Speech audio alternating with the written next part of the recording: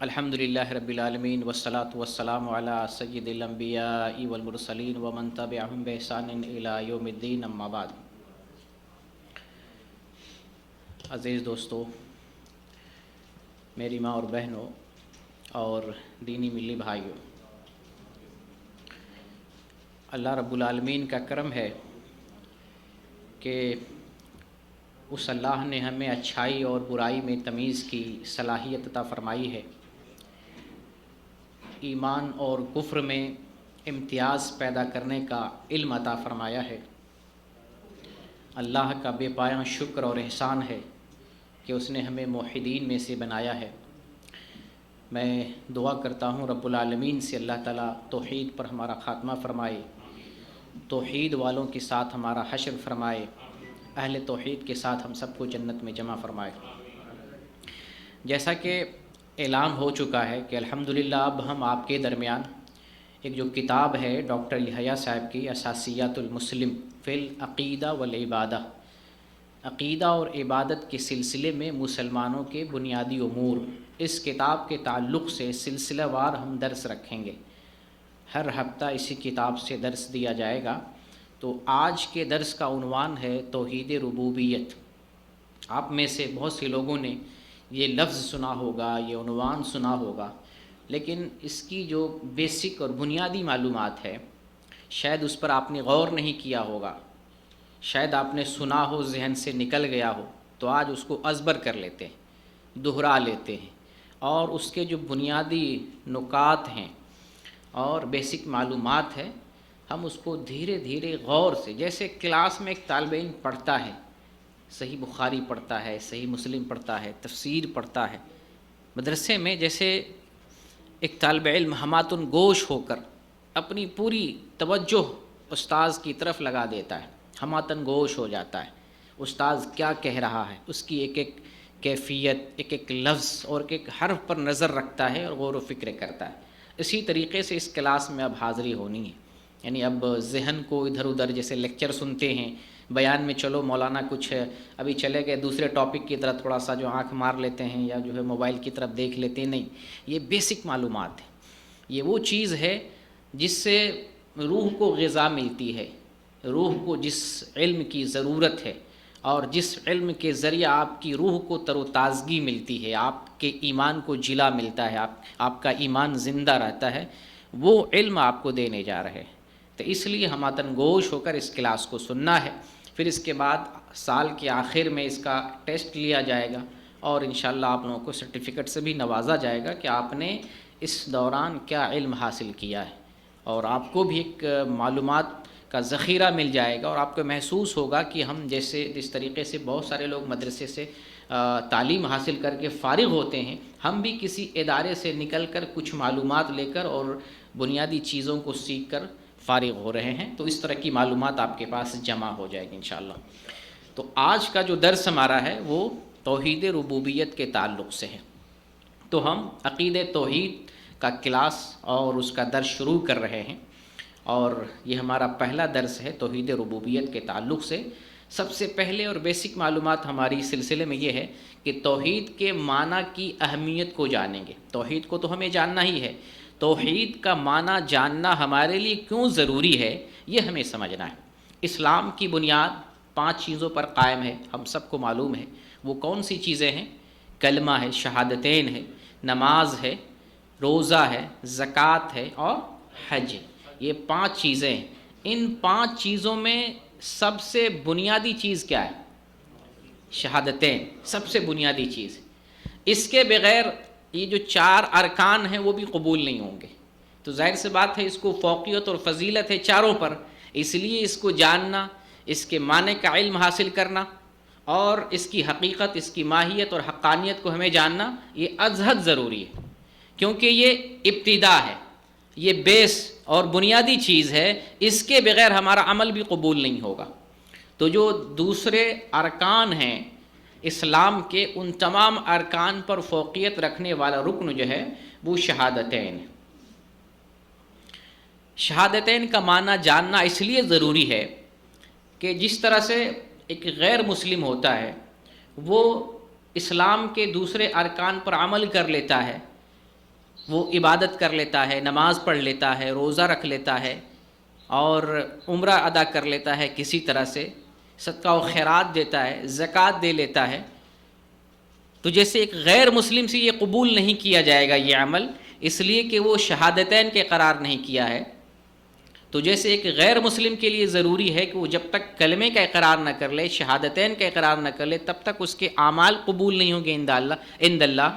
یہی معاملہ ٹھیک مسلمانوں کے لیے بھی ہے کہ اگر مسلمان شہادتین کی معرفت حاصل نہیں کرتا، شہادتین کلمہ شہادتین کا معنی اسے معلوم نہیں ہے، کبھی کبھار لاشعوری طور پر مسلمان ہوتے ہوئے وہ شرک میں واقع ہوتا ہے، لاشعوری طور پر، اور کبھی کبھی عمدن بھی بتایا جاتا ہے، لیکن چونکہ ماحول ایسا ملا ہے کہ بتانے کے باوجود بھی سمجھنے کے لیے تیار نہیں ہوتا۔ تو ایک مسلمان توحید کا معنی نہ جاننے کی وجہ سے کبھی لاشعوری طور پر شرک میں واقع ہو جاتا ہے، بدعت میں واقع ہو جاتا ہے، اور کبھی عمدن بھی داخل ہوتا ہے۔ تو جو مسلمان شرک میں واقع ہو گیا، اس کے دوسرے اعمال بھی قبول نہیں کیے جائیں گے، اس لیے کہ وہ توحید کو نہیں سمجھ رہا ہے۔ جو توحید کو سمجھے گا وہی توحید کو فالو کرے گا، اور جو توحید کو فالو کرے گا، جو توحید پر چلے گا، اسی کے اعمال قبول ہوں گے، چاہے وہ مسلمان ہو یا غیر مسلم ہو۔ توحید جو فالو کر رہا ہے، توحید کو جو سمجھ رہا ہے، جو توحید کا تقاضا پورا کر رہا ہے، اسی کے اعمال قبول ہوں گے۔ تو اس لیے کلمہ توحید کا معنی جاننا ہمارے لیے بہت ہی زیادہ ضروری ہے، تاکہ ہم جو کچھ عمل کر رہے ہیں وہ اللہ کے یہاں مقبول ہو، جو کچھ ہم کر رہے ہیں اللہ اس کو قبول فرما لے۔ اس لیے اس توحید کا معنی اور اس کی حقیقت کو جاننا ہمارے لیے ضروری ہے۔ آئیے اس کا معنی سمجھتے ہیں۔ میں نے جاننا کیوں ضروری ہے وجہ بتا دی کہ یہ تمام عملوں کا دار و مدار اور نچوڑ اسی پہ ہے، قبولیت کا انحصار اس پر ہے۔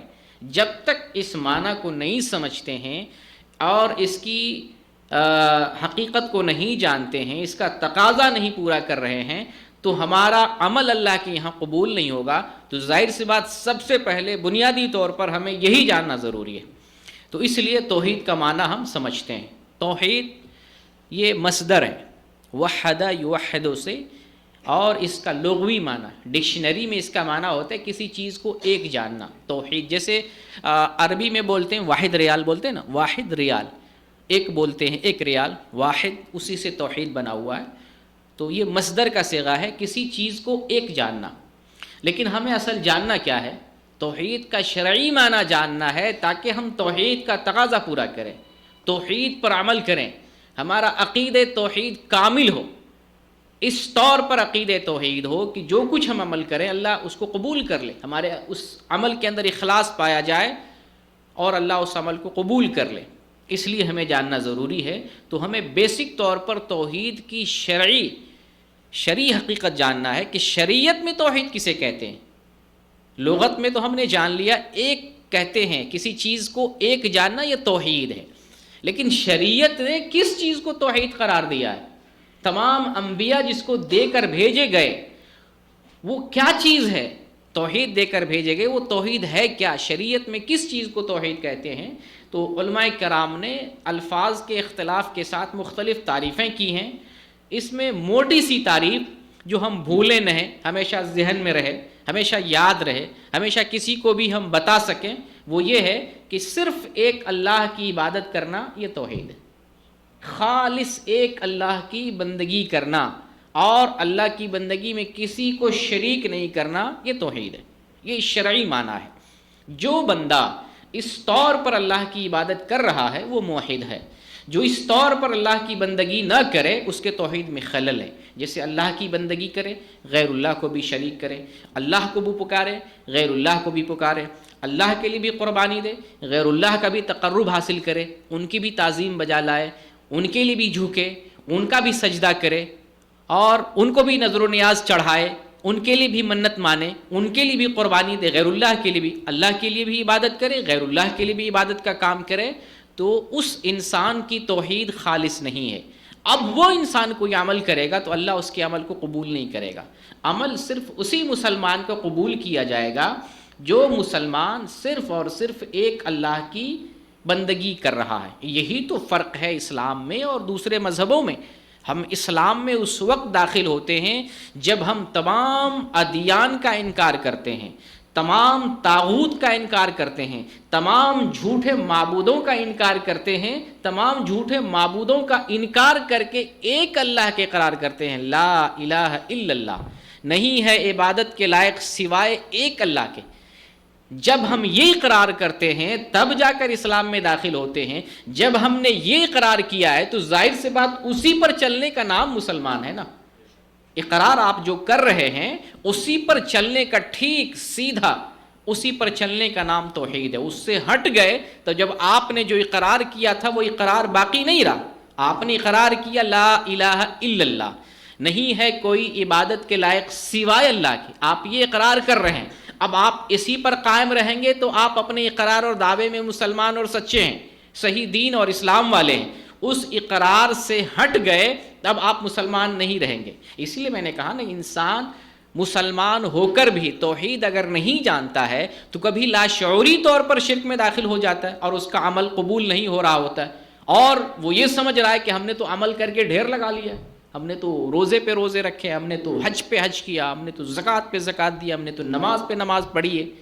اسے پتہ نہیں کہ لاشعوری طور پر اس کا عمل قبول ہی نہیں ہو رہا ہے۔ حتیٰ کہ ایسا بھی معاملہ آتا ہے کہ وہ اسلام سے خارج بھی ہو جاتا ہے اور اسے معلوم نہیں ہوتا ہے، ایسا کلمہ کفر کہہ دیتا ہے، ایسا کفریہ عمل کر بیٹھتا ہے کہ جس کی وجہ سے اسلام سے خارج ہو جاتا ہے اور اسے پتہ نہیں رہتا مگن ہم تو مسلمان ہیں، ہم تو جو کچھ کر رہے ہیں اللہ قبول کر رہا ہے، ہم تو پکے مسلمان ہیں، کلمہ پڑھنے والے ہیں۔ تو اس لیے توحید کا معنی جاننا ضروری ہے۔ توحید کا شرعی معنی ہم نے کیا جانا؟ ایک اللہ کی خالص بندگی کرنا، یہ توحید کا شرعی معنی ہے۔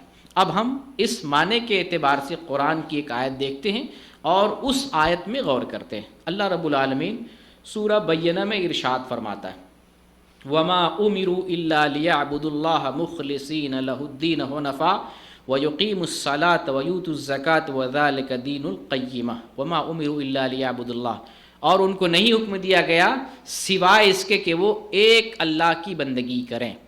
یعنی تمام بنی نوع انسان کو یہ اللہ حکم دے رہا ہے کہ تم صرف ایک اللہ کی بندگی کرو۔ ایک اللہ کی بندگی کرنے کا اللہ تعالیٰ نے تمام انسانوں کو حکم دیا ہے۔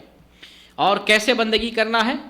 مخلصین لہ الدین، اللہ کے لیے دین کو خالص رکھتے ہوئے، اللہ کے لیے دین کو خالص کرتے ہوئے، حنفاء، ابراہیم علیہ السلام، ابراہیم کے دین حنیف پر، یعنی ابراہیم حنیف پر، ابراہیم علیہ السلام کا جو دین حنیف تھا اس طریقے سے دین کو خالص کرتے ہوئے اللہ کی بندگی کرنا ہے۔ حنیف، حنفاء یہاں جمع ہے حنیف کی۔ حنیف بولتے ہیں مائل ہونا، یکسو ہونا، یعنی ایک طرف ہو جانا۔ اور اس کو جو ہے اس سے مراد یہ ہے کہ ہم شرک سے بیزار ہو کر توحید کی طرف آ جائیں، تمام ادیان کو چھوڑ کر ایک دین اسلام کی طرف آ جائیں، جیسے کہ ابراہیم علیہ السلام نے کیا۔ اس کو کہتے ہیں ملت ابراہیمی، دین حنیف اسے کہتے ہیں۔ تو اس طریقے سے اللہ رب العالمین کے لیے عبادت کرنا اور دین کو خالص کرنے کا اللہ تعالیٰ نے حکم دیا ہے۔ اور آگے اللہ فرماتا ہے وَيُقِيمُ الصَّلَاةَ، اور اللہ تعالیٰ نے حکم دیا ہے کہ نماز قائم کریں، وَيُؤْتُوا الزَّكَاةَ، اور زکوٰۃ ادا کریں، وَذَلِكَ دِينُ الْقَيِّمَةِ، اور یہی سیدھا دین ہے۔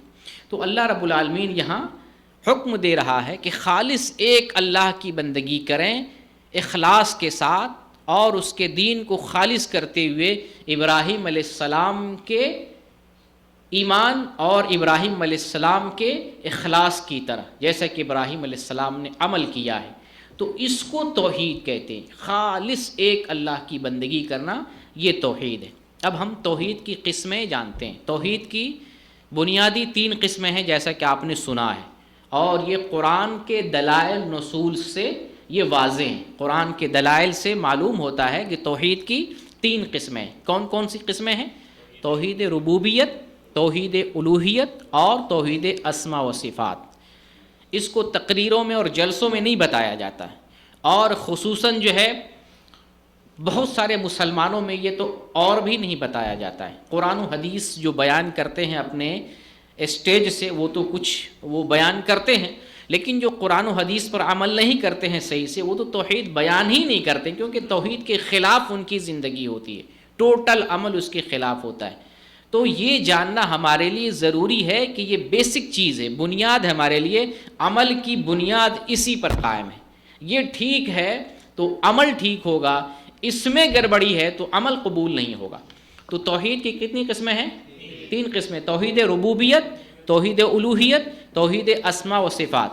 اچھا آپ الفاظ پہ غور کریں تو سمجھ میں آئے گا۔ الفاظ پہ توحید ربوبیت، توحید آپ نے سمجھ لیا، اسی میں لگا ہوا ربوبیت، ربوبیت رب سے بنا ہوا ہے۔ رب کسے کہتے ہیں؟ یعنی معنی کیا ہوتا ہے؟ پالنے والا، تدبیر کرنے والا، کار ساز، کام بنانے والا، تو یہ رب ہوتا ہے۔ توحید ربوبیت کا مطلب یہ ہوتا ہے کہ اللہ اپنے اعمال اور افعال میں منفرد ہے۔ توحید کو آپ دماغ میں بٹھائیں، توحید کہتے ہیں ایک جاننے کو، توحید ربوبیت میں ایک جاننا ہے، یعنی اللہ اپنے اعمال میں ایک ہے، یکتا ہے، اکیلا ہے۔ ایک ہر جگہ آپ لگائیں گے، توحید ہے تو ایک لگانا ہے آپ کو، اس میں کوئی شریک نہیں، اس میں کوئی ساجی نہیں، اور اس میں کوئی پارٹنر نہیں، کسی غیر کے لیے نہیں۔ اللہ کے جتنے اعمال اور افعال ہیں ان اعمال میں اللہ منفرد اور اکیلا ہے، کوئی شریک اور ساجی نہیں، یہ توحید ربوبیت ہے۔ جیسے مثال کے طور پر اللہ رازق ہے، اللہ خالق ہے، تو خالق صرف اللہ ہے، پیدا کرنے والا صرف اللہ ہے، روزی دینے والا صرف اللہ ہے، صرف یعنی اکیلا، اکیلا اللہ ہے، تنہا اللہ ہے، پیدا کرنے والا تنہا اللہ ہے، روزی دینے والا تنہا اللہ ہے، دنیا چلانے والا تنہا اللہ ہے، کائنات کا بادشاہ تنہا اللہ ہے، پوری دنیا پر حکومت کرنے والا تنہا اللہ ہے، پوری کائنات کی تدبیر کرنے والا تنہا اللہ ہے۔ کیوں تنہا لگا رہے ہیں؟ اس لیے کہ توحید ہے، توحید ربوبیت، اکیلا ہے اللہ تعالیٰ توحید میں، عبادت ایک اللہ کی۔ تو اب توحید کی جتنی قسمیں ہوں گی ساری قسموں میں تنہا اللہ ہوگا، اور اس میں ذرہ برابر بھی کوئی غیر شریک نہیں ہوگا۔ تو یہ توحید ربوبیت، اس کی تفصیل انشاءاللہ آئے گی۔ تو یہ توحید ربوبیت کو سمجھ لے، معنی پر غور کریں۔ توحید ربوبیت رب سے بنا ہوا ہے، رب کہتے ہیں مربی کو، پالنہار کو، پالنے والے کو، تو پیدا کرنا، رزق دینا، اور اسی طریقے سے جو ہے جتنے بھی دنیا میں کام ہو رہے ہیں سارے کام کرنے والے اللہ ہیں۔ کائنات میں جتنی بھی تدبیریں ہو رہی ہیں ساری تدبیریں کرنے والا اللہ رب العالمین اکیلا ہے۔ یہ توحید ربوبیت۔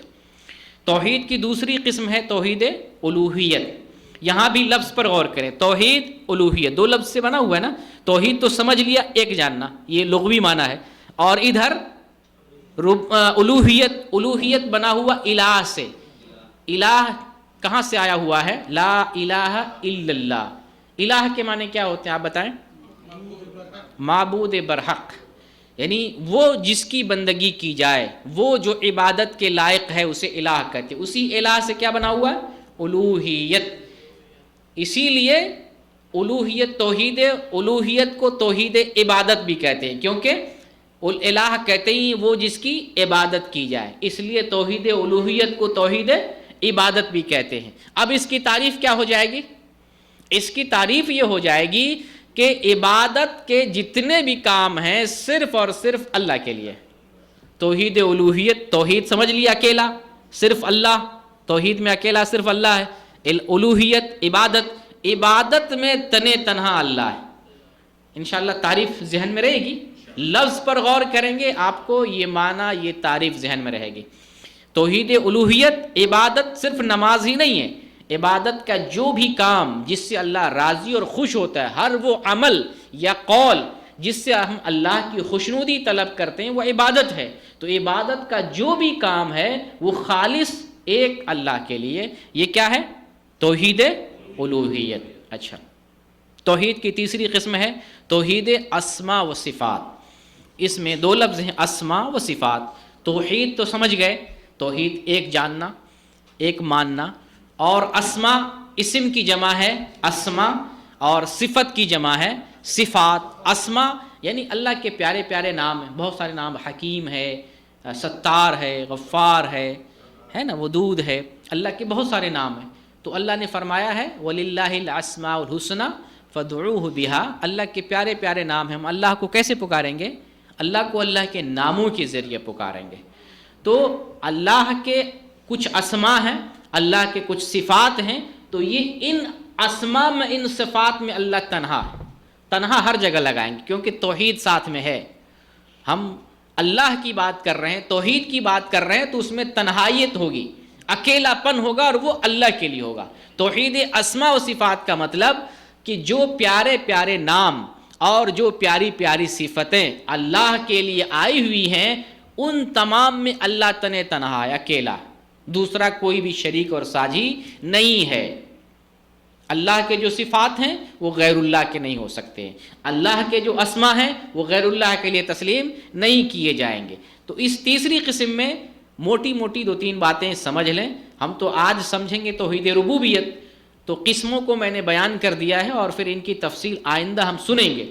لیکن یہاں توحید اسما و صفات میں 2-3 بات ذہن میں رکھ لیں کہ اللہ رب العالمین کے جو اسما اور صفات ہیں، پہلی اور بنیادی چیز یہ ذہن میں رکھیں کہ اللہ رب العالمین کے جتنے نام ہیں اور جتنے بھی صفات ہیں بے عیب ہیں، ہر قسم کے عیب سے پاک ہیں، اور مخلوق کی مشابہت سے پاک ہیں۔ یعنی اللہ کی کوئی صفت ہے تو وہ صفت غیر اللہ کی ہو ہی نہیں سکتی ہے، مشابہت نہیں ہے، لیس کمثلہ شیء، اللہ کے جیسا کوئی ہے ہی نہیں ہے نا، اللہ کی مشابہت کسی بھی چیز میں نہیں ہے۔ تو اللہ کے جو اسما ہیں، نام ہیں، اور اللہ کے جو صفت ہیں وہ عیب سے بھی پاک ہیں، اور مخلوق کی مشابہت سے بھی پاک۔ وہ صفات مخلوق میں تسلیم نہیں کیے جائیں گے جو اللہ کے صفات ہیں۔ ٹھیک ہے، پہلی چیز۔ دوسری چیز یہ ہے کہ اللہ کے لیے ہم وہی نام استعمال کریں گے اور وہی صفات ہم اللہ کے لیے مانیں گے اور تسلیم کریں گے جو قرآن میں اور حدیث میں ہے۔ اپنی طرف سے ہم اللہ کا کوئی نام نہیں گڑھیں گے۔ جیسے کہ ہم خدا کہتے ہیں نا، اللہ کا ایک نام بناتے ہیں خدا، یا اللہ کا ایک نام بناتے ہیں گاڈ، بناتے ہیں نا لوگ۔ اللہ نے کیا فرمایا؟ وَلِلَّهِ الْأَسْمَاءُ الْحُسْنَى، اللہ کے لیے آلریڈی نام ہیں، تو ہمیں نام بنانے کی کیا ضرورت ہے؟ جیسے آپ نے ایک نام رکھ لیا، مثال کے طور پہ عبد المالک نام ہے، رفیق نام ہے، تو پھر کوئی دوسرا آدمی دوسرے نام سے کیوں پکارے گا؟ یہ تو انسان خود نہیں چاہتا ہے کہ جو نام ہم نے رکھ لیا، ہمارے ماں باپ نے ہمارا رکھا ہے، وہ خود انسان نہیں چاہتا ہے کہ اس کو کسی دوسرے نام سے پکارا جائے۔ اور ہمارا رب، ہمارا حاکم، جو اللہ نے اپنے لیے جو نام پسند فرمائے ہیں، ان کو ہم دوسرے ناموں سے نہیں پکاریں گے، اللہ نے خود اپنا نام پسند کیا ہے۔ تو وہی نام جو قرآن میں آئے ہیں، وہی صفات جو قرآن اور حدیث میں آئے، انہی ناموں سے پکاریں گے اور انہی صفات کو اللہ میں تسلیم کریں گے۔ اپنی طرف سے کوئی صفت اللہ میں نہیں کہیں گے اللہ ایسا ہے، اللہ فلاں ہے، اللہ کی فلاں صفت ہے، نہیں، اپنی طرف سے نہیں۔ دلیل ہے تو بولیں گے یہ اللہ کا نام ہے، دلیل ہے تو بولیں گے یہ اللہ کی صفت ہے۔ یہ دوسری چیز۔ اور تیسری چیز یہ ہے کہ ہمیں یہاں پر یہ بھی عقیدہ رکھنا ہے صفات کے باب میں، اسماء و صفات کے باب میں، کہ اللہ رب العالمین کی جتنی بھی صفتیں ہیں، جیسے اللہ رب العالمین سنتا ہے، دیکھتا ہے، اللہ ہنستا ہے، بولتا ہے، تو اس کی کیفیت کو ہم نہیں جانتے، معنی ہمیں معلوم ہے اللہ ہنس رہا ہے، ہنسنے کا ہمیں معلوم ہے نا، ہنسنا کسے بولتے ہیں، سننا کسے کہتے ہیں، معلوم ہے سننا کسے کہتے ہیں، بولنا کسے کہتے ہیں۔ اللہ ہمیں دیکھ رہا ہے، بولتے ہیں نا اللہ دیکھ رہا ہے، اللہ سمیع ہے، اللہ سننے والا ہے، اللہ بصیر ہے، اللہ سننے والا ہے، اللہ جاننے والا ہے، اللہ خبیر ہے۔ تو یہ جو صفتیں اللہ کی آئی ہوئی ہیں، ہم ان کا معنی سمجھ رہے ہیں، ان کی کیفیت کو نہیں جانتے۔ ہم یہ نہیں اندازہ لگائیں گے ہماری طرح سنتا ہے، فلاں کی طرح سنتا ہے۔ اللہ مشابہت سے پاک ہے، اللہ یونیک ہے، اکیلا ہے، تنہا ہے، اپنے ہر اعتبار سے، اپنی ذات کے اعتبار سے، اسما کے اعتبار سے، صفات کے اعتبار سے، بندگی کے اعتبار سے، آپ مان لیں اللہ اکیلا ہر اعتبار سے۔ اللہ سے متعلق جو چیزیں ہیں، اللہ اپنے آپ میں، اپنے میں اللہ یونیک ہے، اکیلا اور منفرد ہے۔ تو یہ توحید کی 3 قسمیں مشہور ہیں جو آپ جانتے ہیں۔ تو آج میں آپ سے بیان کرنے والا ہوں توحید ربوبیت کی بات۔ انشاءاللہ اگلے کلاس میں توحید کی دوسری قسموں سے بحث کریں گے۔ آج ہم جو بیان کر رہے ہیں توحید ربوبیت، قرآن کی آیتوں کے ذریعے ہم سمجھیں گے کہ توحید ربوبیت کیا ہے۔ قرآن کو مسلمان بار بار پڑھتے ہیں، عام طور سے پڑھتے ہیں، لیکن وہ گہرائی کے ساتھ نہیں پڑھتے ہیں، سمجھ کر نہیں پڑھتے ہیں، جیسے پڑھنے کے لیے کہا گیا ہے ویسے نہیں پڑھتے ہیں، ورنہ وہی آیت ابھی ہم آپ کے سامنے بیان کریں گے۔ ان آیتوں سے ہمیں معلوم ہو رہا ہے توحید کیا ہے، اور انہی آیتوں کو دوسرے پڑھتے ہیں، توحید سمجھ میں نہیں آتی ہے، تو اس طریقے سے نہیں پڑھتے ہیں۔ تو آج ہم توحید ربوبیت سمجھیں گے۔ توحید ربوبیت کی تعریف میں نے بیان کر دی کہ اللہ رب العالمین کے جو افعال ہیں ان افعال میں اللہ اکیلا اور تنہا ہے۔ اللہ تعالیٰ اپنے افعال میں یکتا اور تنہا اور اکیلا، اس میں کوئی بھی شریک اور ساجھی نہیں ہے۔ اللہ تعالیٰ پیدا کرنے میں اکیلا ہے، خالق ہے، پیدا کرنے میں اکیلا ہے۔ اللہ رب العالمین رازق ہے، روزی دینے والا ہے، روزی دینے میں اکیلا اور تنہا ہے، کوئی شریک اور ساجھی نہیں ہے۔ اللہ رب العالمین کائنات کا بادشاہ ہے، کائنات کو چلانے میں، کائنات پر بادشاہت کرنے میں اکیلا ہے، کوئی شریک اور ساجھی نہیں ہے۔ اللہ کائنات کی تدبیر کرنے میں مدبر ہے، اکیلا اور تنہا مدبر ہے۔ پوری کائنات، پورے سسٹم کو چلانے میں جو بھی حکمت ہے، جو آرڈر ہے، جو حکم ہے، جو کام، یہ اللہ کے اپنے اختیارات، اس میں کوئی شریک اور ساجھی نہیں ہے۔ تو یہ توحید ربوبیت ہے۔ اس کے بے شمار دلائل ہیں قرآن و حدیث میں۔ ہم قرآن کی چند آیتوں کے ذریعے اس توحید کو، توحید ربوبیت کو سمجھنے کی کوشش کریں گے۔ پہلی آیت آپ کے سامنے میں رکھتا ہوں، یہ سورہ اعراف کی آیت نمبر 54 ہے۔ اللہ رب العالمین ارشاد فرماتا ہے ان ربکم اللہ الذی خلق السماوات والارض فی ستۃ ایام ثم استوى علی العرش یغشی اللیل النہار یطلبہ حثیثا والشمس والقمر والنجوم مسخرات بامرہ الا لہ الخلق والامر تبارک اللہ رب العالمین۔ اللہ رب العالمین فرماتا ہے ان ربکم اللہ الذی خلق السماوات والارض، بے شک اللہ ہی تمہارا رب ہے۔ رب ہمارا کون ہے؟ یہی ربوبیت، اللہ حکم دے رہا ہے، اللہ بتا رہا ہے، خبر دے رہا ہے، اللہ ہی تمہارا رب ہے، اور کوئی رب نہیں، کوئی پالنے والا نہیں سوائے اللہ کے۔ اللہ ہی تمہارا رب ہے۔ وہ رب ہے الذی خلق السماوات والارض، جس نے ساتوں آسمان، ساتوں زمین کو پیدا کیا۔ کتنے دن میں؟ فی ستۃ ایام، 6 دنوں میں پیدا کیا ہے۔ آسمان اور زمین کو اللہ رب العالمین نے 6 دن میں پیدا کیا۔ جس آسمان کا بنانے والا کریٹر اللہ ہے، آسمان کے بعد اس دنیا میں جتنی بھی چیزیں چھوٹی چھوٹی ہیں، آسمان کو ایک طرف رکھیں اور کائنات کی دوسری چیز کو آپ سامنے رکھیں، آسمان کے سامنے کیا ہے؟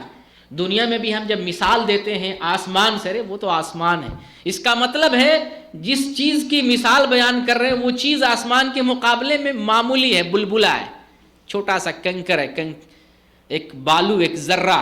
آسمان کے سامنے انسان ہو، مخلوق ہو، چرند پرند ہو، کچھ بھی ہو، بے حیثیت ہے مقابلے میں، حجم کے اعتبار سے، ساخت کے اعتبار سے، اور اس کے اندر جو اللہ رب العالمین جو جس حساب سے جو ہے بنایا ہے، جو حیات ہے، اس اعتبار سے کائنات کی چیز جو ہے ہیچ ہو جاتی ہے۔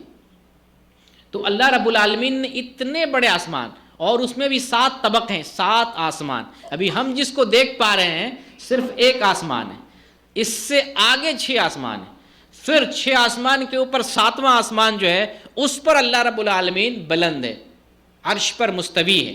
اب آپ اندازہ لگائیے کہ اللہ رب العالمین یہاں قرآن میں ارشاد فرما رہا ہے کہ اللہ تمہارا رب ہے جس نے 7 آسمان، 7 زمین کو، زمین کے نیچے بھی 7 طبق ہیں، 7 زمین کو بنایا اور 6 دن میں بنایا۔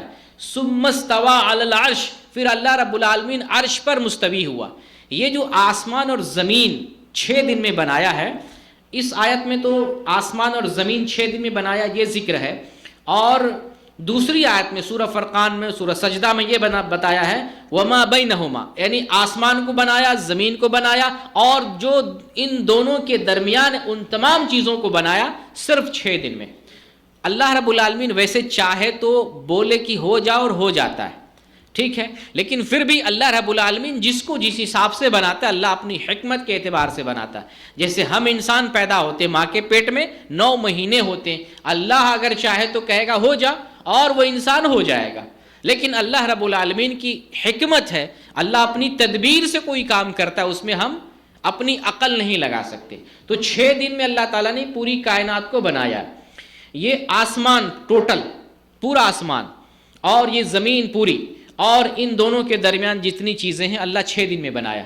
मुफस्सिरीन ने इस बारे में लिखा है कि 2 दिन में पूरी ज़मीन बनाया है, 2 दिन में पूरी ज़मीन। 2 दिन में अल्लाह रब्बुल आलमीन ने अपनी ख़ज़ानों को, बरकतों को, रहमतों को और पहाड़ों को, सब कुछ को बनाया 2 दिन में। और जो बाकी 2 दिन बच गए, इन 2 दिनों में अल्लाह ने ज़मीन को बनाया। 2 दिन आसमान, 2 दिन बरकतें, रहमतें और ख़ज़ाने, और 2 दिन ज़मीन को। 6 दिनों में अल्लाह रब्बुल आलमीन ने पूरी कायनात को बनाया है। और ये 6 दिन कौन कौन से हैं? हफ्ता का दिन यानी शनिचर जिसे बोलते हैं सैटरडे, इसको छोड़ के, यौमुस सब्त छोड़ के बाकी तमाम 6 दिन हैं। इतवार, मंगल, बुध, जुमरा, इतवार, सोमवार, मंगल, बुध, जुमरा, जुमा। इन 6 दिनों में अल्लाह ताला ने पूरी कायनात की तख्लीक फरमाई है। और यौमुस सब्त बोलते हैं मुनक़ता होने वाला दिन, मुनक़ता यानी इसके अंदर इनक़ता है, अल्लाह ताला ने इस दिन अमल नहीं किया है, इसका नाम ही इसीलिए यौमुस सब्त पड़ा है, मुनक़ता, काटने वाला दिन। अब अंदाज़ा लगाइए, जो पूरे आसमान को बनाया है, जो पूरी ज़मीन को बनाया है, कायनात के हर ज़र्रे को बना रहा है, तो हम रब किसको मानेंगे? अल्लाह रब्बुल आलमीन। फिर अल्लाह रब्बुल आलमीन आगे फरमाता है सुम्मस्तवा अलल अर्श, अल्लाह ताला ने 6 दिनों में पूरी कायनात को बनाया और अर्श पर मुस्तवी हुआ। अच्छा, यहाँ पर इस मामले को भी आप समझ लें। अल्लाह रब्बुल आलमीन बयान करता है कि अल्लाह अर्श पर मुस्तवी हुआ। अर्श, हम जब कहते हैं कि अल्लाह हर जगह है तो ये अक़ीदा गलत है। हम जब कहते हैं अल्लाह दिल में है, ये भी अक़ीदा गलत है। हम जब कहते हैं अल्लाह हर ज़र्रे में है, कंकर में है, ये भी गलत है। हम जब कहते हैं कि अल्लाह ताला जो है यानी हर किसी के साथ है, ये भी गलत है। आप ये मामला अभी समझ लें। अल्लाह अपनी ज़ात और वजूद के एतबार से 7वें आसमान के ऊपर अर्श पर है, जैसे कि ये आयत कहती है, और इस तरह की आयतें कुरान में और भी जगह हैं। अर्श पर मुस्तवी है, तकरीबन 7 आयतों में इसका जिक्र आया है। तो अल्लाह रब्बुल आलमीन अर्श पर मुस्तवी है। इस्तिवा कहते हैं बुलंद होने को। अल्लाह अर्श पर मुस्तवी है, बुलंद है। अब किस एतबार से, मैंने आपको बताया, कैफियत हम नहीं इस्तेमाल करेंगे। कैफियत कि अल्लाह किस तरह से है, अल्लाह अपनी शान के एतबार से, जो उसकी शान है, अल्लाह अपनी शान के एतबार से बुलंद है। हम उसकी कैफियत को नहीं जानते, लेकिन अल्लाह ताला अपनी ज़ात के एतबार से 7वें आसमान पर और अर्श पर बुलंद है। ठीक है, ये बात रहे। लेकिन अल्लाह अपने इल्म के एतबार से पूरी दुनिया से बाखबर है। अल्लाह का इल्म ऐसा है, अल्लाह की हिकमत और बसीरत ऐसी है कि अल्लाह अपने इल्म के एतबार से कायनात के चप्पे चप्पे और ज़र्रा ज़र्रा से वाकिफ़ है। लेकिन ज़ात के एतबार से अल्लाह रब्बुल आलमीन अर्श पर मुस्तवी है। अल्लाह रब्बुल आलमीन आगे फरमाता है युग़शिल लैल अन्नहार, कि अल्लाह रात पर दिन को उड़ा देता है, यानी रात को दिन पर उड़ा देता है। यानी जब रात आती है, रात को दिन पर उड़ा देता का मतलब जो है, रात की जब तारीकी आती है तो दिन का नूर ख़त्म हो जाता है। और फिर आगे अल्लाह फरमाता है यतलुबुहु हसीसा, और फिर तेज़ चलता हुआ उसके पीछे आ लेता है। यानी जब रात की तारीकी आती है तो दिन का उजाला ख़त्म, और जब दिन का उजाला आता है, रोशनी आती है, तो रात की तारीकी ख़त्म। एक दूसरे के पीछे दौड़ते हुए दिन और रात जो है चले आ रहे हैं, रोशनी और तारीकी चली आ रही है। आगे अल्लाह फरमाता है वश्शम्स वल क़मर वन नुजूम मुसख्खरातिन बिअम्रिह, और अल्लाह ताला ने शम्स को भी पैदा किया, अल्लाह ने कमर को भी पैदा किया, सूरज को भी, चांद को भी, और सितारों को भी, नज्म को, सितारों को भी पैदा किया। मुसख्खरातिन, इस तरह पैदा किया कि ये सारे अल्लाह के हुक्म के ताबे हैं। अल्लाह इन तमाम चीज़ों का खालिक है और ये अल्लाह की मुती और फरमा बरदार है। हम कैसे लोग हैं कि अल्लाह की इतनी बड़ी चीज़ों और इतनी सारी चीज़ों को देखकर, अल्लाह की इन कुदरतों का मुशाहदा करते हुए भी फिर अल्लाह को छोड़कर दूसरों को रब बनाते हैं, दूसरों को जो है मुश्किल कुशा समझते हैं, दूसरों को कायनात में तसर्रुफ़ करने वाला सोचते हैं। कितना गलत अक़ीदा है लोगों का। इसीलिए मैंने कहा ना, यही कुरान की आयत हम पढ़ते हैं तो हमें तौहीद रुबूबियत, तौहीद समझ में आ रही है, और कुरान की यही आयत बहुत सारे मुसलमान पढ़ते हैं, तौहीद समझ में नहीं आ रही है। अल्लाह तमाम चीज़ों का खालिक है, तमाम मखलूक को रोज़ी देने वाला है, पूरी कायनात को अकेला चलाने वाला अल्लाह रब्बुल आलमीन है। फिर अल्लाह के इस جو ہے حکم میں، اللہ کی کاریگری میں، اللہ کی تدبیر میں، اللہ کی بادشاہت میں، اللہ کی روزی رسانی میں اور اللہ کی خالقیت میں کوئی بھی شریک اور ساجی نہیں۔ اللہ تنہا ان سارے اعمال اور افعال کو انجام دے رہا ہے۔ آگے اللہ فرماتا ہے الا لہ الخلق والامر، اور سنو اللہ ہی کے لیے پیدا کرنا ہے اور حکم بھی دینا ہے، یعنی پیدا کرنے کا کام صرف اللہ کا۔ اس لیے اگر کوئی مسلمان یہ سمجھتا ہے کہ فلاں آدمی اولاد دینے والا ہے، دے سکتا ہے، یہ شرکی عقیدہ ہے، قرآن کی اس آیت کے خلاف ہے، توحید کے خلاف۔ توحید سمجھ نہیں رہا، اسی لیے میں کہہ رہا ہوں توحید سمجھنا سب سے پہلے ضروری ہے۔ پیدا کرنا کس کا کام؟ اللہ نے بتایا الا لہ الخلق والامر، کہ اسی کے لیے پیدا کرنا، پیدا کرنے کا کام اسی کا ہے، حکم دینے کا کام اسی کا ہے۔ دنیا میں جو کچھ ہو رہا ہے اسی کے حکم سے، اسی کے آرڈر سے ہو رہا ہے، اور کسی کا حکم دنیا میں نہیں چلتا ہے۔ تبارک اللہ، اللہ بابرکت ہے، رب العالمین، اور وہ سارے جہان کا رب ہے۔ اس آیت سے ہمیں توحید ربوبیت کا علم ہو رہا ہے، اس سے پتہ چل رہا ہے کہ تمام چیزوں کا خالق اور پیدا کرنے والا اللہ ہے۔ یہی تو توحید ربوبیت ہے۔ پیدا کس نے کیا؟ اللہ نے۔ اب آگے بتائیں گے کہ جو پیدا کرتا ہے اور پیدا کرنے والا ہے وہی عبادت کے لائق ہے اور کوئی عبادت کے لائق نہیں، کیونکہ پیدا ہی اسی نے کیا۔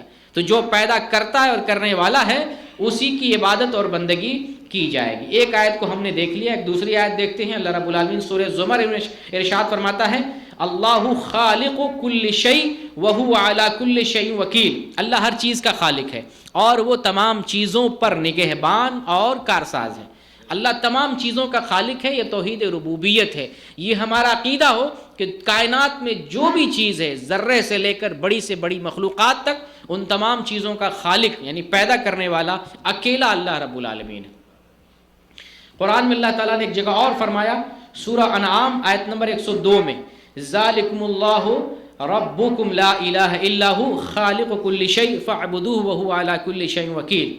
ذالکم اللہ ربکم، وہ تمہارا اللہ تمہارا رب ہے، وہی اللہ تمہارا رب ہے۔ جو اللہ ہے وہ تمہارا رب ہے، پروردگار ہے، پالنے والا ہے۔ لا الہ الا ہو، اس کے علاوہ کسی اور کی بندگی نہیں کی جائے گی۔ فاعبدوہ، خالق کل شیء، اور وہ ہر چیز کا پیدا کرنے والا ہے۔ فاعبدوہ، پس تم اسی کی بندگی کرو۔ یہ بڑا سمجھنے والا جملہ۔ اللہ نے فرمایا وہ ہر چیز کا پیدا کرنے والا ہے، تم اسی کی بندگی کرو۔ یہاں اس آیت سے معلوم ہو رہا ہے کہ توحید ربوبیت توحید الوہیت کے ساتھ مستلزم ہے، اس کو لازم ہے۔ کیسے؟ اللہ ہر چیز کا پیدا کرنے والا، اللہ خود بتا رہا ہے کہ اللہ ہر چیز کا پیدا کرنے والا ہے، پس تم اسی کی بندگی کرو۔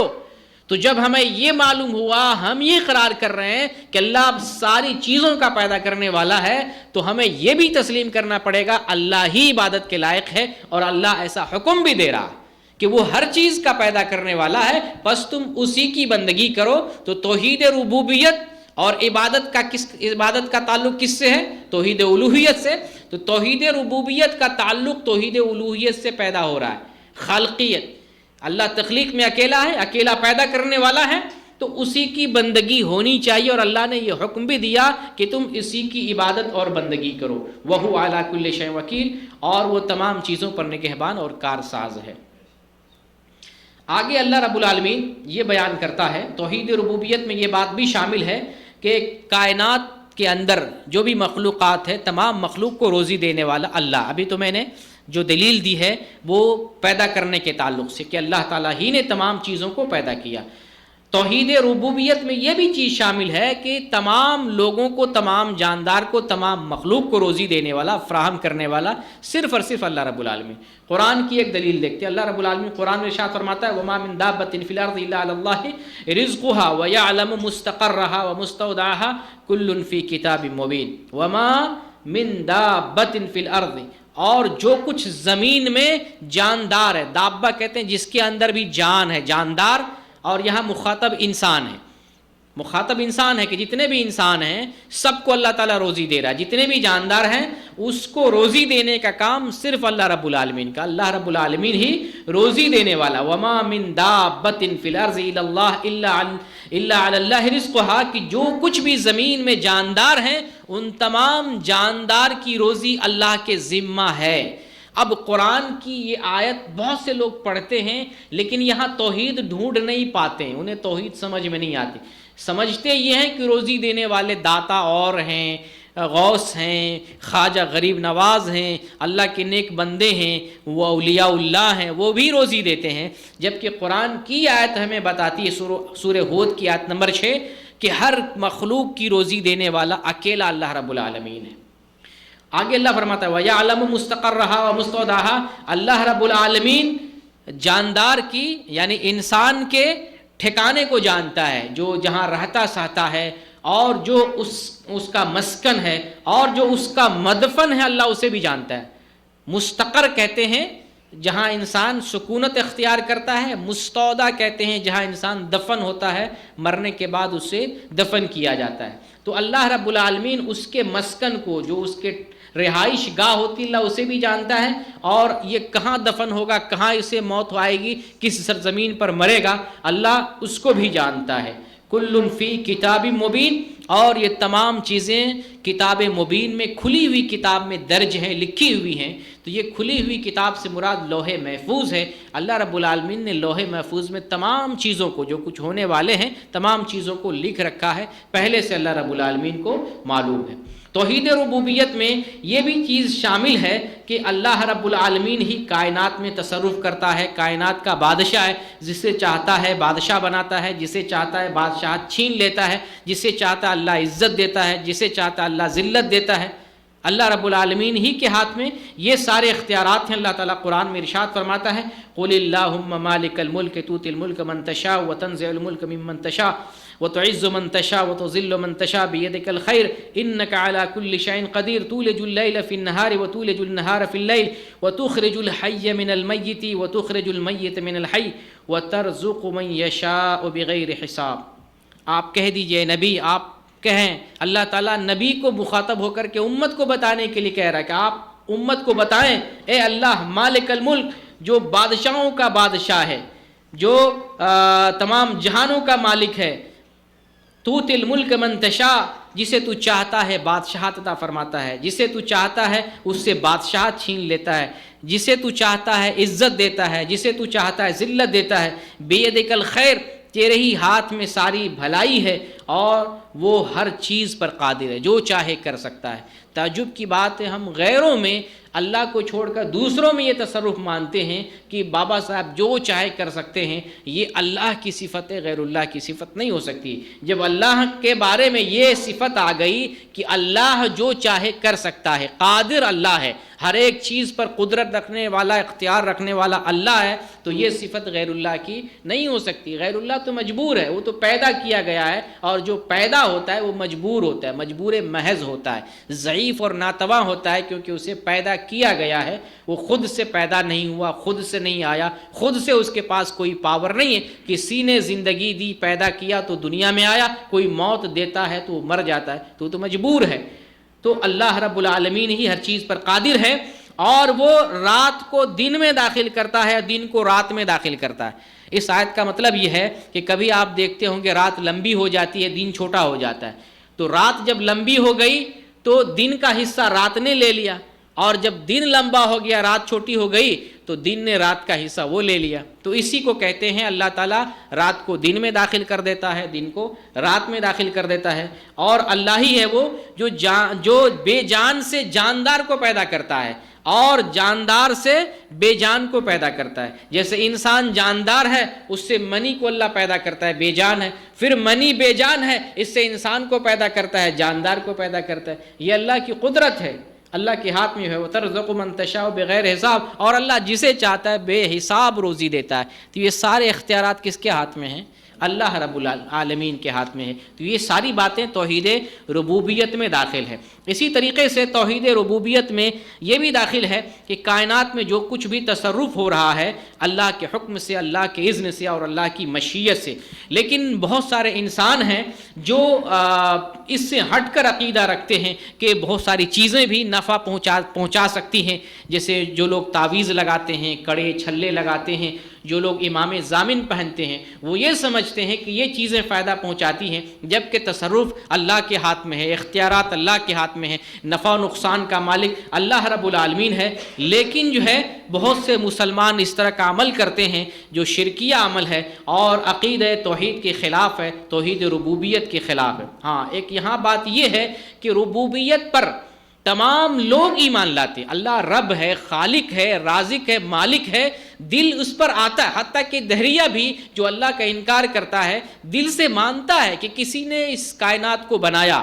اور عام طور سے جیسے مکہ کے مشرکین بھی مانتے تھے توحید ربوبیت کو، اور آج بھی جو ہے کافر لوگ بھی توحید ربوبیت کو مانتے ہیں، لیکن کیا ہے پھر ہٹ درمی کی بات ہوتی ہے کہ پھر توحید عبادت کو نہیں مانتے ہیں، توحید العبادہ کو نہیں مانتے، اس میں جو ہے اللہ کے ساتھ کسی اور کو شریک کرنے لگ جاتے ہیں۔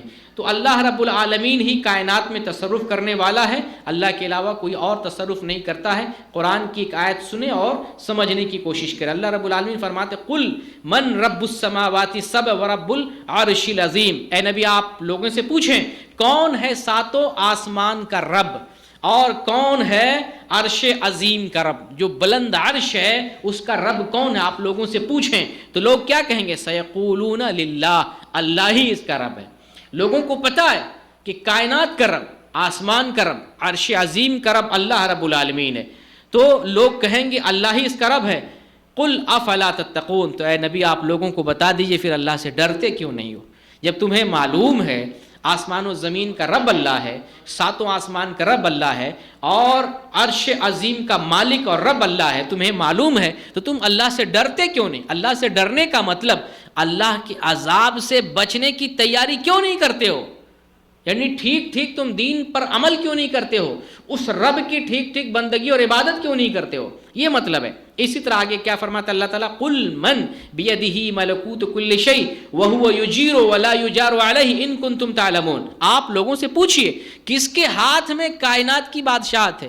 اب یہ قرآن کی اتنی واضح ترین آیتیں ہیں لیکن لوگ اس کو سمجھ کر نہیں پڑھتے ہیں، توحید سمجھ میں نہیں آتی۔ اتنا کھول کھول کر اللہ تعالیٰ نے پیغمبر کے ذریعے امت کو بتایا کہ اے نبی آپ لوگوں سے پوچھیں کس کے ہاتھ میں پوری تمام چیزوں کی بادشاہت ہے، کس کے ہاتھ میں ہے، اور کون پناہ دینے والا ہے؟ اللہ کے علاوہ کوئی اور پناہ دینے والا نہیں ہے۔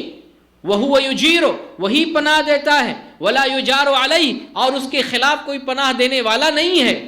ان کنتم تعلمون، اگر تمہیں معلوم ہے تو بتلاؤ کون ہے جس کے ہاتھ میں بادشاہت ہے، کون ہے جو پناہ دیتا ہے، کون ہے جس کے مقابلے میں کوئی پناہ نہیں دینے والا، کون ہے؟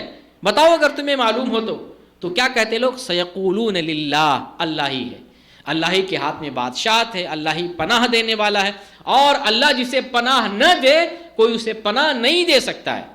تو جب یہ معلوم ہے، تم یہ اقرار کرتے ہو، آگے اللہ کیا فرماتا ہے؟ قل فأنا تسحرون، اے نبی آپ لوگوں کو بتا دیے پھر تم کو کدھر سے جادو لگ جاتا ہے۔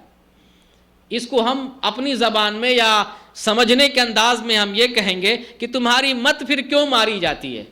جب تم جانتے ہو پیدا کرنے والا اللہ ہے، تمام چیزوں کا خالق اللہ ہے، تمام چیزوں کا مالک اللہ تعالیٰ ہے، تمام چیزوں پر بادشاہت اللہ کی ہے، پھر تمہاری مت کیوں ماری جاتی ہے؟ تم کیوں نہیں اسی رب کو مانتے ہو، اسی کی بندگی کرتے ہو، اسی کے دین پر عمل کرتے ہو؟ جب تمہیں معلوم ہے پوری کائنات کا بادشاہ وہی ہے، وہی پناہ دینے والا ہے، اور وہ جسے پناہ نہ دے کوئی اسے پناہ نہیں دے سکتا، جب یہ تم جانتے اور مانتے ہو تو تم پر جادو کیسے ہو جاتا ہے؟ کدھر سے جادو لگ جاتا ہے؟ اس کا مطلب تمہاری عقل کہاں گم ہو جاتی، تمہاری عقل کون مار دیتا ہے، تمہاری عقل کہاں گم ہو جاتی، کھو جاتی، یا جس کو کہیں کہ تمہاری مت کیسے ماری جاتی ہے کہ تم پھر جو ہے اس کے الٹا کرتے ہو، کہتے کچھ اور ہو کرتے کچھ اور ہو، پھر اللہ کی خالص بندگی نہیں کرتے ہو۔ تو خلاصہ یہ ہوا کہ اللہ رب العالمین کے جتنے اعمال اور افعال ہیں، ان اعمال اور افعال میں اللہ تعالیٰ تنہا اور منفرد ہے۔ اللہ اکیلا پیدا کرنے والا، اللہ اکیلا روزی دینے والا، اللہ اکیلا پورے کائنات کا مالک اور بادشاہ، پورے کائنات کو چلانے والا اور تدبیر کرنے والا ہے۔ سارے اختیارات اللہ کے ہاتھ میں ہیں۔ ٹھیک ہے، اب یہاں پر ایک آخری پوائنٹ آپ یہ سمجھ لیں کہ کوئی انسان توحید ربوبیت کو مانتا ہے تو توحید کو تو مانتا ہے لیکن ابھی وہ پکا مسلمان نہیں ہے۔ توحید کو بہت سارے لوگ، جیسے کہ میں نے بتایا کہ غیر مسلم بھی توحید کو مانتے ہیں، توحید ربوبیت کو مانتے ہیں، اس پر ایمان لاتے ہیں، لیکن اس سے صرف مسلمان نہیں ہو سکتا ہے جب تک وہ توحید الوہیت کو بھی نہ مانے، اللہ ہی کی بندگی۔ توحید ربوبیت ماننا کافی نہیں ہے، جب تک کہ وہ توحید الوہیت کو بھی نہ مانے تب تک وہ مسلمان نہیں ہو سکتا ہے۔ مانے صرف ایک ہی اللہ ہے جو پیدا کرنے والا ہے، کائنات کو چلانے والا، روزی دینے والا، مانے پھر بندگی بھی اسی کی کریں، تب آپ کی توحید جو ہے مکمل ہوگی اور اس راستے پہ آپ چلیں۔ تو یہ توحید ربوبیت کا بیان تھا۔ اللہ رب العالمین سے دعا کرتے ہیں بار الہ اس توحید کو من و ان جیسے قرآن و حدیث میں آیا ہے اسی طریقے سے ماننے کی توفیق دے۔ جو لوگ اس توحید کو صحیح سے نہیں تسلیم کر رہے ہیں، اے اللہ انہیں بھی تسلیم کرنے کی توفیق عطا فرما۔ خاص طور سے دعا کرتے ہیں فلسطین کے مسلمانوں کے لیے، ان پر ظلم ہو رہا ہے، بے جا ظلم ہو رہا ہے، مارے جا رہے ہیں، اللہ تعالیٰ ان کی حفاظت فرما، ان کے مریضوں کی حفاظت فرما، ان کے جو مریض ہیں ان کو شفا یابی عطا فرما۔ اے اللہ وہ لوگ مظلوم ہیں، مقہور ہیں، نہتھے ہیں، ستائے ہوئے ہیں، زمانے سے ستائے ہوئے ہیں، اے اللہ ان کو یہودیوں پر غلبہ عطا فرما۔ اے اللہ بیت المقدس ہمارے ہاتھ میں عطا فرما۔ اے اللہ وہ ہمارا حق ہے، ہمارا خزینہ ہے، ہمارا پرانا اور جو ہے مقدس جو ہے قبلہ ہے جو رہ چکا ہے مسلمانوں کا، وہ ہمیں جو ہے عظمت رفتہ اس کی پھر سے ہمارے لیے بحال فرما دے تاکہ مسلمان اس کی زیارت کر سکیں، وہاں نماز پڑھ سکیں۔ بار الہ فلسطین کے مسلمانوں کی حفاظت فرما، اور جو لوگ وفات پا گئے ان کو شہادت کا درجہ نصیب فرما۔ اے اللہ جو لوگ فلسطین کے خلاف یہودی، اسرائیلی، نصرانی جو کچھ بھی ایجنڈا چلا رہے ہیں، پروپیگنڈا کر رہے ہیں، ان کے مکر کو انہی کے لیے پھیر دے اور ان سب لوگوں کو تہس نہس فرما دے۔ آمین یا رب العالمین۔ وآخر الدعوانا ان الحمدللہ رب العالمین۔